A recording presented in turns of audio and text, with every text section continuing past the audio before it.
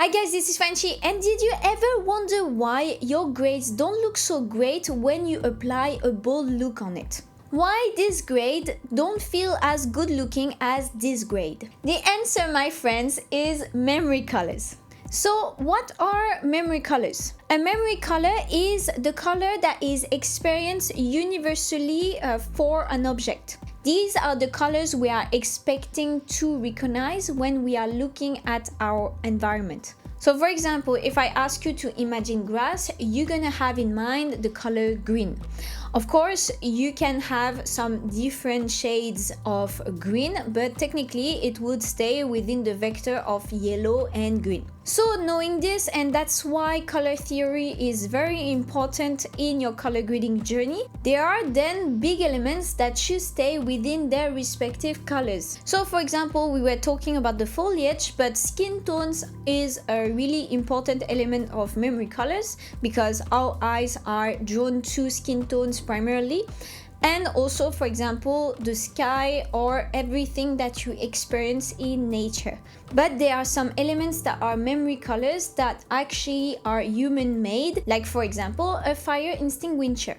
So something that I want you to understand is that most of the stylized grading will use the memory colors to have the grade more readable. It is more pleasant for your viewer to watch this kind of frame because you have elements that are immediately identifiable. Here you have skin tone, you have the color of the grass, you have the color of the sky, and you have the color of the sand, even though we are very yellow in the grade. Having memory colors in mind will instantly make your craft better. Want to see? Let's go. So guys, here we are in our timeline, and I wanted to actually help you to identify what are memory colors and why it works with just like few frames from movies. And these movies have very bold looks, but they still keep the memory colors for our viewers to stay grounded and also recognize all the elements around our character, but also recognize the character in the frame. So here you can see that in Watcher we have a very bold cyan look. If I go to my vector scope just to see where the skin is sitting, because technically right now in the frame, what is the prominent memory color here would be the skin. And you can see that the skin still, if you see on my vector scope, the skin still sits around the line of the skin, which creates a very pleasant look because we have all this cyan that is happening in the frame, but we keep the skin in an anchor that shouldn't move and that help to have some color separation in the frame. So it's the same, like for example in Lost in Translation, it is very magenta, but the skin always stays between the pink and orange vector. So you can see that here we are more towards magenta, but we stay somewhere around the skin tone line, which is then also very pleasant. Same, like I just wanted to point out also the Dune day for night, because here like it's a day for night. Of course, like we have a prominence of blue and cyan in the image, but here what is interesting is that we still keep our skin that is sitting in the skin tone line. And what is interesting also is like we still keep an element of sand dunes behind her that doesn't fall into the blue or doesn't fall into the cyan. It is more neutral, which is very interesting because then it helps also for us to understand the environment around her. And my last example is actually the boldest one, which is the White Lotus. In the White Lotus, everything is very, very warm, but all the elements that you can see in the frame are identifiable. For example, I can identify the skin. The skin is sitting next to the skin tone line. It's a bit more yellow because of the style, but we are still like within the orange pinkish spectrum.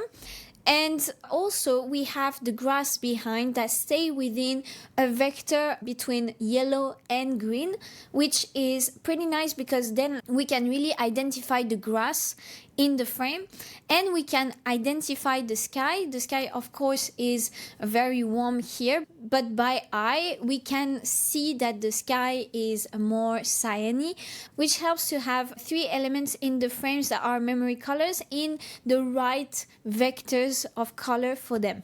Okay, so after watching this, then begs the question of how do we keep our memory colors inside our frame?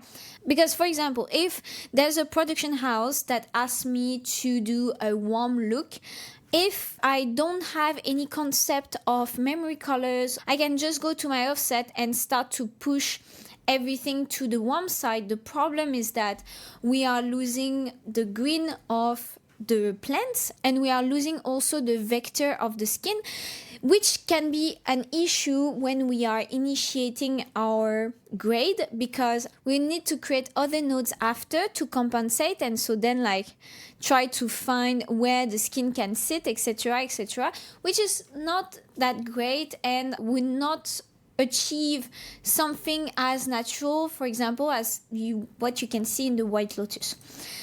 We always have to be conscious of all the elements of the image when we are grading, and especially the memory colors. So right here in this frame, I have two memory colors that are very important. I have her, so her skin color needs to stay consistent and needs to stay within the vector of orange and pink. And we have the foliage should stay within a spectrum of yellow and green to have something coherent in the image. So what we're gonna do today together is that we're gonna do a very warm look, kind of like the White Lotus on her, and we're gonna try to do a sort of day for night on her while keeping this logic of memory colors, and you're gonna see that it's really helping to convey your grade when you are keeping some colors within their spectrum. Okay, let's start with the warm look. Okay, so we have the White Lotus as a reference, which is very, very, very vibrant.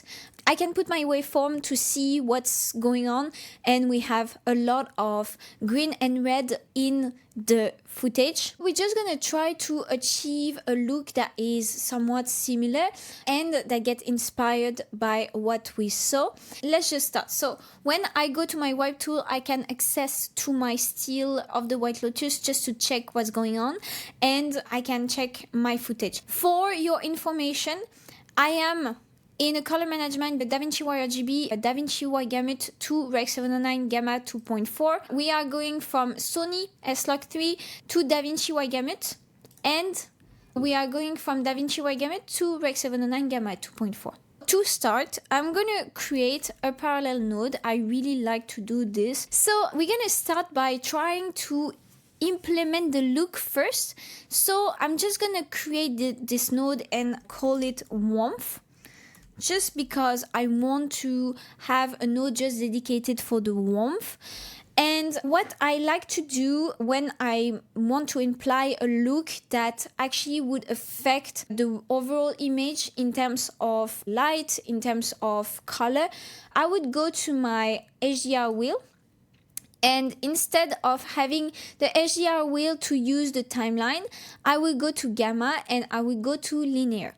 I will go to light, and I will try to go to something that is quite nice in terms of red-green. So I have something that is natural for my taste. Because I forgot to mention to you why I go to HDR wheels, I switch to linear, and I just use the light wheel to change my overall color. It's just because I want my light to follow what has been shot on set and respect the inherent contrast and light that there is in the frame. So that is why I go to HDR and switch to linear. Linear is a color space that would imitate the weight of the light. So it's one of the most accurate when you want to respect the contrast and the light that has been done in your footage. So this is a very fast explanation, but really, to be short, is to when you are moving the colors, it looks more natural. So the balance, what we're gonna do is that we're gonna raise our global. So I'm just gonna go to my global and I'm gonna raise the exposure, because if you see, our White Lotus is quite bright. So I will just like raise to this. I think that is fine. And you can see that White Lotus, the frame is pretty contrasty. I would put my pivot to 335, which is like the 18% gray for DaVinci Wide Gamut. And I will raise my contrast. So you see, like when I raise my contrast, it's pretty natural. And I would raise my contrast to something that I am satisfied with. This is pretty good because already off the bat, you can see that we've done the warmth. The warmth doesn't really affect that much our leaves, which is great because we stay within the green and the yellow that we wanted, and it keeps the skin somewhat very natural, which then like it's a good advantage because we have already out of the bat a warmth that is conveying, you know, our look. And after, with the balance, we just increase the contrast and we increase the brightness. So here I just want to create a node that is going to be the roll-off, which would help me to reduce the light a bit on her face. So I will just go to the light and you can see the light is taking half of her face, and I will just reduce just to have less shine on her face like this. Okay, so now that this is done, I wanted to show you one of my LUT that can be really useful for this kind of jobs. This is the Bangkok LUT. I want to put it for you for free. So if you want to have the Bangkok LUT, you just need to click the link in the description and you're gonna get it. So for example, if I put the Bangkok LUT just by itself, you have a very nice contrast that is happening and a bit of desaturated colors that turns towards warm. And I really like it because it helps to convey something a bit more cinematic without taking any film print emulation or any film stock. So that's why I really like Bangkok. That's why also I built it. So I put it for free, just have fun and do your grade with it.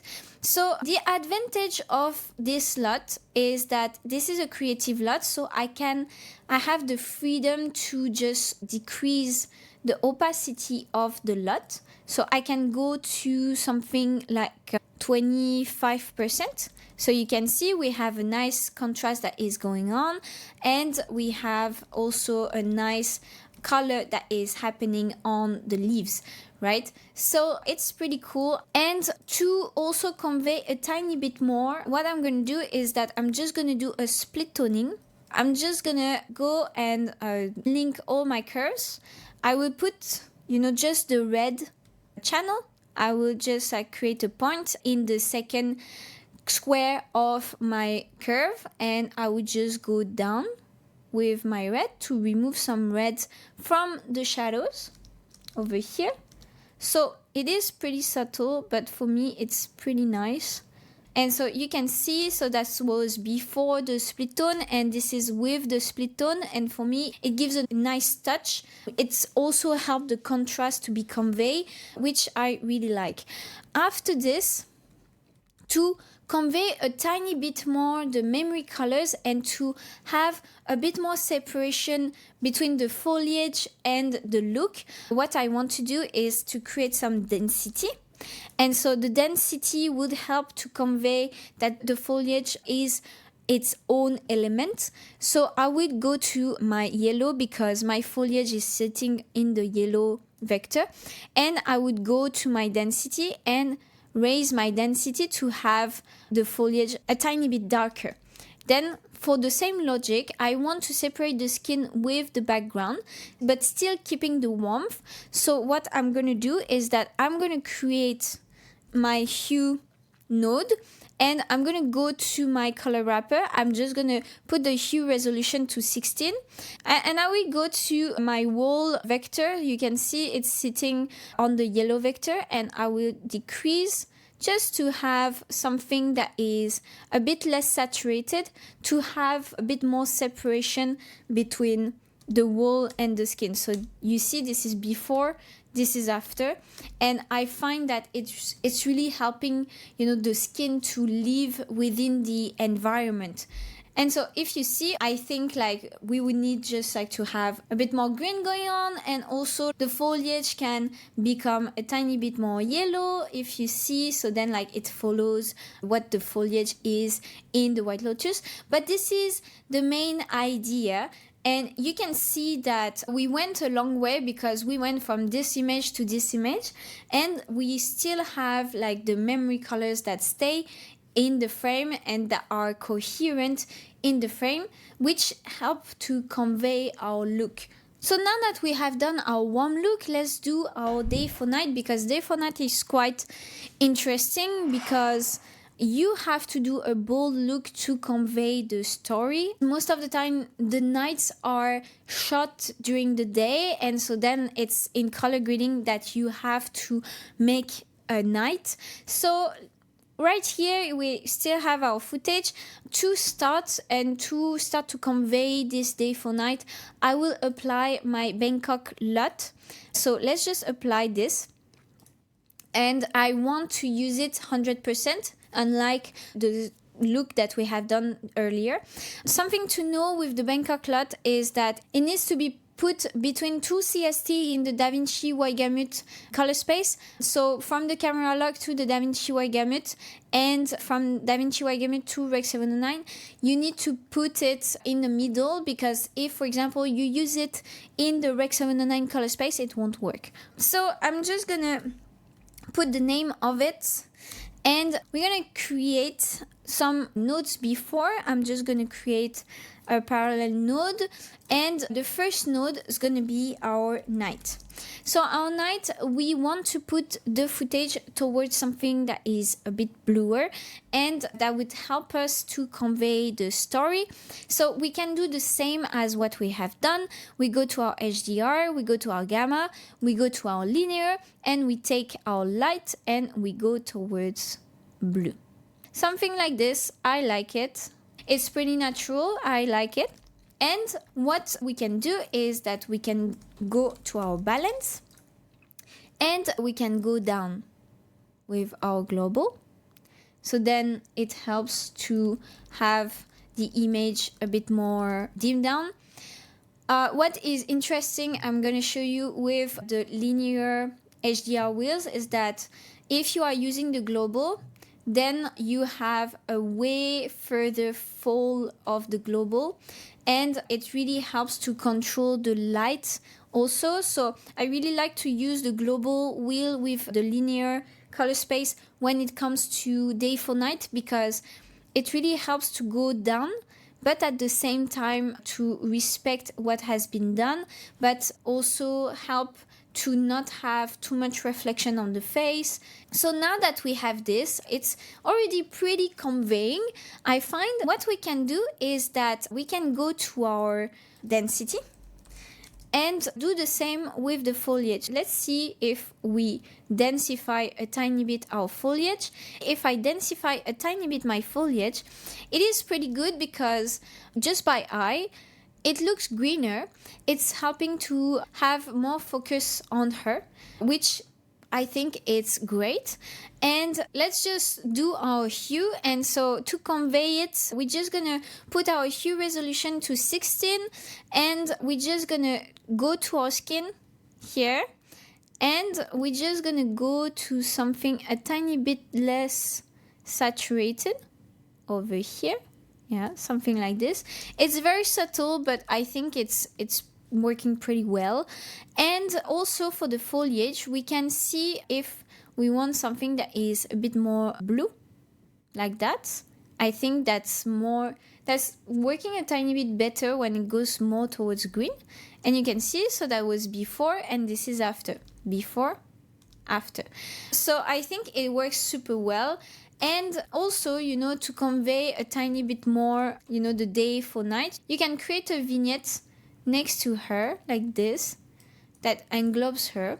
And you can create an outside node.